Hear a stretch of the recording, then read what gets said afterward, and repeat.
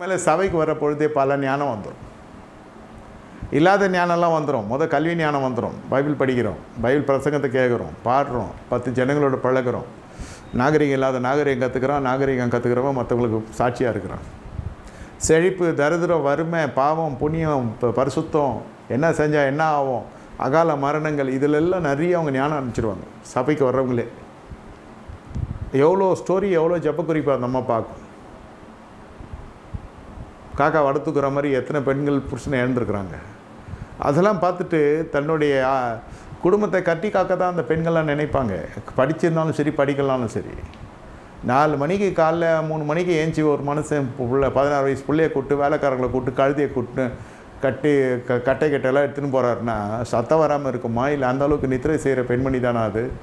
எவ்வளோ உஷாரான லேடி அது. வேலைக்காரியை வீட்டுக்காரியை ஆக்கி பார்த்தாலும் அது சரிப்பட்டு வரலன்னு அதை அடிச்சு துரத்துற அளவுக்கு வந்துச்சு அந்த அம்மா. கொடுத்த பிரச்சனையில் ஓடிய போட்டாவோ. அந்த நிர்வாகம்லாம் இல்லாமலாம் இருக்காது, வெளியில் தெரியாது சில பேருக்கு. நம்மளுக்கு தான் எல்லாம் தெரியும்னு நினச்சக்கூடாது. ஆகையால் எப்படியோ அது ஆபிரகாமுடைய பிஸ்னஸ், அது அவருடைய சிலுவை. மனைவியை சரி கட்டுறது, அப்புறம் பிள்ளையை சரி கட்டுறதும் ஆபிரகாமுடையது.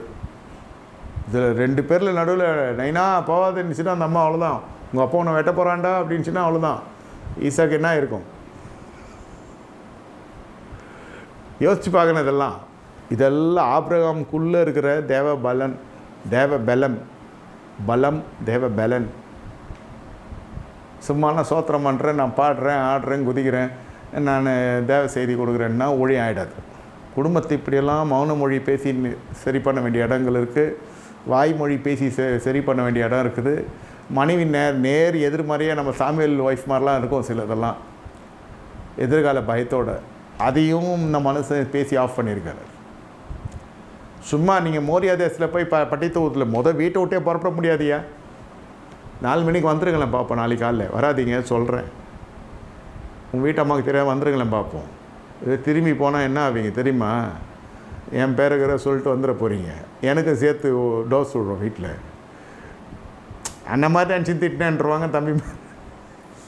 தம்பி மாதிரி நினச்சி திட்டினேன்னுவாங்க. சேர்ந்து உங்களை விட எனக்கு 400 மடங்கு அதிகமாக விடும். கசையடி வசையடி. அதுக்கு சொல்கிறேன். அதெல்லாம் அவ்வளோ சீக்கிரம்லாம் நீங்கள் எல்லாம் வர முடியாது. சாதாரணமே வர முடியாது. டைமுக்கு வர்றது கிடையாது.